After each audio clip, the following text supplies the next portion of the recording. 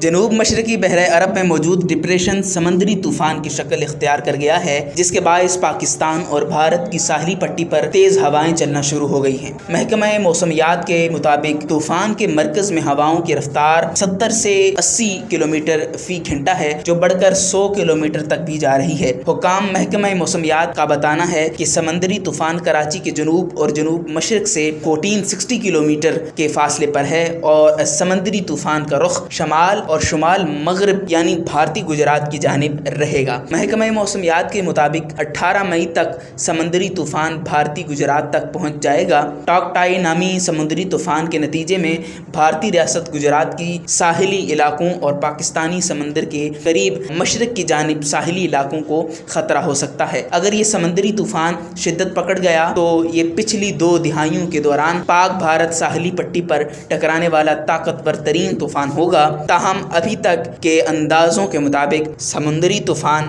آبادی والے ساحلی علاقوں سے دور رہے گا، لیکن مہاراشٹرا کا ساحلی شہر ممبئی اس میں متاثر ہو سکتا ہے۔ مزید خبروں اور اپڈیٹس کے لیے ہمارے چینل ہمراز نیوز کو سبسکرائب کر لیجیے۔